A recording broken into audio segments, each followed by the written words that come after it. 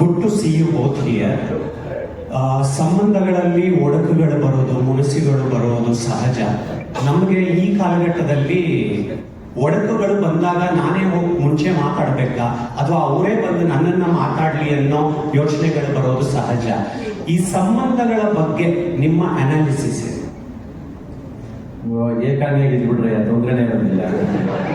ಏನಿರ್ಬೇಕು, ನೀವು ಇರಲ್ಲ ಆಗೋದಿಲ್ಲ.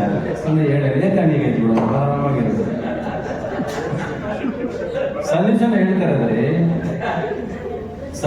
ಹೇಳ್ತಾರದು ಒಂದು ಸರಿ ಬಿರುಕು ಬಂದ ಮೇಲೆ ತಿರ್ಗಿ ಏನ್ ಕುತ್ಕೊಂಡು ಅಂಟಿಸ್ತೀರ ಅವ್ರನ್ನ? ಬಿಡಿ ಜನ ಸಿಗ್ತಾರೆ, ಜಾಸ್ತಿ ಜನ ಹೋಗ್ರಿ. ಕಡಿಮೆನಾ ಸೋಷಿಯಲ್ ಮೀಡಿಯಾದಲ್ಲಿ ಸಿಗೋದಕ್ಕೆ? ಗೊತ್ತಿದ್ರೆ ಮಕ್ಕ ಪರಿಚಯಗಳನ್ನೆಲ್ಲ ಫ್ರೆಂಡ್ ಮಾಡ್ಕೊಂಡು ಲೈಕ್ಸ್ಗೆ ಕಮೆಂಟ್ಸ್ ಓದಾಡ ನೀವು ಇವತ್ತು ಕಮೆಂಟ್ಸ್ ಬಗ್ಗೆ ಅದನ್ನ ನೋಡ್ತಾರೆ. ನನ್ನ ಲೈಕ್ 1000 ಮಿಲಿಯನ್ ಲೈಕ್ಸ್. ಆ ಮಿಲಿಯನ್ ಲೈಕ್ಸ್ ಅಲ್ಲಿ 5 ಜನ ಗೊತ್ತಿಲ್ಲ ಅವ್ರಿಗೆ, ಯಾರು 5 ಜನ ಗೊತ್ತಿರಲ್ಲ.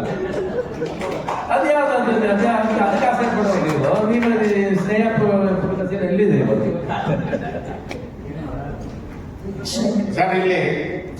ನೀವು ಸ್ಟಾರ್ಟ್ ಎವ್ರಿಬಡಿ. ಸ್ನೇಹ ಸಂಬಂಧಗಳೆಲ್ಲ ಏನಕ್ಕೆ ದೂರ ಆಗಿದೆ ಅಂದ್ರೆ ಎಲ್ಲ ವಿಮರ್ಶಕರಾಗೋದ್ರಿ, ನೀವು ಪ್ರೇಕ್ಷಕರಾಗಿರಿ. ವಿಮರ್ಶಕರು ಇಲ್ಲಿದ್ದಾರೆ ನೋಡಿ, ಇಲ್ಲಿದ್ದಾರೆ ಸಿನಿಮಾ ನೋಡಿ ಚೆನ್ನಾಗಿಲ್ಲ ಅವರಷ್ಟು ವರ್ಷ ಅನುಭವಿಸ್ಕೊಂಡು ಬಂದಿದ್ದಾರೆ. ಎಲ್ಲರೂ ಕೂತ್ಕೊಂಡು ಸಿನಿಮಾನ ವಿಮರ್ಶೆ ಮಾಡ್ಕೊಂಡು ಕೂತ್ಕೊಂಡ್ರೆ ಏನ್ ಚೆನ್ನಾಗಿರುತ್ತೆ? ಇಷ್ಟಿಲ್ಲ ಬ್ರೋ. ಮೊನ್ನೆ ಸಿನಿಮಾ ಇಂಡಸ್ಟ್ರಿ ಬಂದಿದ್ದೀರಾ, ಒಂದನ್ನೇ ಫಸ್ಟ್ ರೀಲಲ್ಲಿ ಬರ್ಕೊಡ್ತೀರಾ ಚೆನ್ನಾಗಿದೆ. That is not important. ಚೆನ್ನಾಗಿಲ್ಲ ಅಂತ ಹೇಳಿದ್ರೆ ಜನ ಬರೋದಿರಂತ ನಮಗೆ ಕಲೆಕ್ಷನ್ ಹೇಳ್ಬಿಡುತ್ತೆ ನಮಗೆ. ಬಟ್ ಅದನ್ನ ಮಾತಿನ ಮೂಲಕ ಹೇಳಿ, ಕಮೆಂಟ್ ಮೂಲಕ ಹೇಳಿ ಬರೋನು ನಿಲ್ಲಿಸೋದ್ರಿಂದ ನಿಮಗೆ ಏನ್ ಲಾಭ? ನಿಮ್ಗೆ ಅರಟೆ ಮಾಡೋದ್ರಿಂದ ಏನ್ ಲಾಭ ನಿಮಗೆ? ಯಾರೇ ಆಗ್ಲಿ ಅವನು ಎಷ್ಟೇ ಲಕ್ಷ ಕೋಟಿ ಗಟ್ಟಲೆ ಸಿನಿಮಾ ಹಾಕೊಂಡು ಮಾಡ್ತಾನೆ, ನಿಮ್ಗೆ ಇಡಿಸ್ಲಿಲ್ಲ ಥಿಯೇಟರ್ ಹೆಂಗಿನೂ ಬರಲ್ವ? ನೀವು ಬಿಟ್ಬಿಡ್ರಿ. ಅವನನ್ನು ನೋಯಿಸೋದ್ರಲ್ಲಿ ಇನ್ನೇನು ಲಾಭ ಬರುತ್ತೆ ನನ್ಗೆ ಅರ್ಥ ಆಗಿಲ್ಲ. ನನಗೆ why are you hurting people more? ನಾನು ಯಾವತ್ತೂ ಹೇಳಿದ್ದೀನಿ, ನಾನು ಸಿನಿಮಾ ಸೋತಾಗ ಮನುಷ್ಯನಿಗೆ ಸಿನಿಮಾ ಸೋತು ಅಂತ ಬೇಜಾರಿಲ್ಲ, ಅವನ ಜೊತೆ ನಡ್ಕೋತಾರಲ್ಲ ಜೊತೆಲಿ ಇರೋರು, ಅದು ಒಂದು ನಿಜವಾದ ಸೋಲು. ಅದು ತೊಂದರೆ ಕೊಡೋದು ಲೈಫಲ್ಲಿ. ಅದು ಆಗ್ಬಾರ್ದು ಅಂತ ಹೇಳೋದು. That is a time when somebody expects. ಯಾವಾಗ ಎಕ್ಸ್ಪೆಕ್ಟ್ ಮಾಡ್ತಾನೆ, ಅರೆ ಆಯ್ತಾ ಇಷ್ಟು ಪಾಪ ಏನೋ ಏಟು ಬಿದ್ದಿದೆ, ನಾವೆಲ್ಲ ಜೊತೆಲಿ ಇರೋಣ, ಸಪೋರ್ಟ್ ಮಾಡೋಣ, ನಾವು ಇದೀವಿ ಸರ್ ಜೊತೆಲಿ ಅಂತ ಹೇಳ್ಬಿಟ್ರೆ ಅವ್ನು ಮತ್ತೆ ಇನ್ನೊಂದು ಸಿನಿಮಾ ಇಟ್ಕೊಂಡ್ ಬರ್ತಾರೆ ನಮಗೆ. ಅದು ಆ ದಿವಸ ಬೇಕು. ಎಷ್ಟು ಜನ ಸಿನಿಮಾ ಥಿಯೇಟರ್ ಆಚೆ ಬರ್ತಿದ್ದಂಗೆ ಅವ್ನು ಸುಮ್ಮನೆ ಹೋಗ್ತಾರೆ. ನಿಮ್ಗೆ ಹಂಸಲ ಕಾರ್ಡ್ ಇಷ್ಟ ಆಯ್ತಾ ಅಂತ ಅವ್ನು ಸುಮ್ಮನೆ ಇರ್ತಾನೆ. ಅವ್ನು ಬಿಡೋದಿಲ್ಲ. ಹಿಂದೆ 13 ಪಟ್ಟಿ ಇಟ್ಕೊಂಡು ಕೇಳ್ತಾರೆ, ಹೇಳಕ್ ಇಷ್ಟ ಇದ್ದಾರೋ ಅವ್ನು ಬರ್ತಿಲ್ಲ. ಈಗ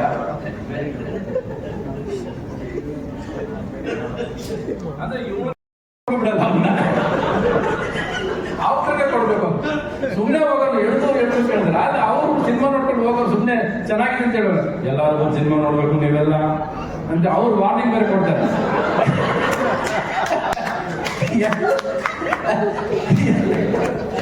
ನಾವು ಸಿನಿಮಾ ಹೋಗಿ ಮನೇಲಿ ಕೂತಿರ್ತಿದ್ವಿ.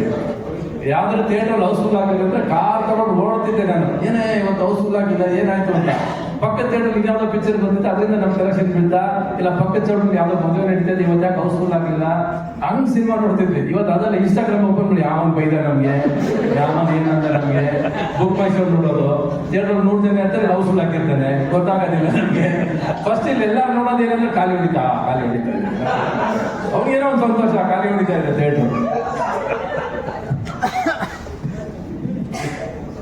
ಸರ್ ಈಗ ಇಲ್ಲಿ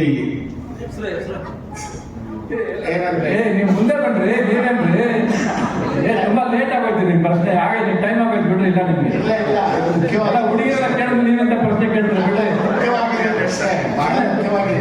ಅಂದ್ರೆ ಇದೆಲ್ಲ ಕೇಳಿದ್ರೆ ಎಷ್ಟು ಅಂತ.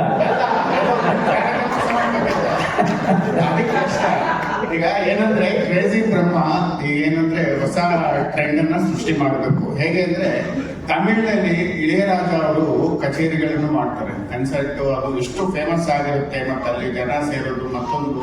ಈಗ ಯೂಟ್ಯೂಬ್ಗಳಲ್ಲಿ ಅದರದ್ದು ವೈಭವಗಳೇ ಬೇರೆ.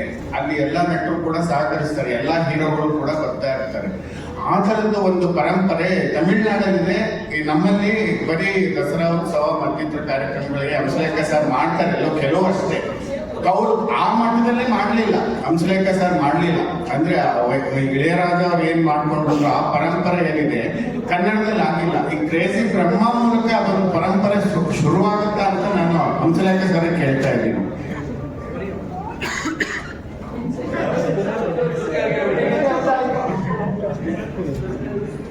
ಪಕ್ಕದ ಥಿಯೇಟರ್ ಇದ್ರು ಗೊತ್ತಾಗಿಲ್ಲ ದುರಂದರ್ ನೋಡ್ತಾ ಇದ್ದಾರೆ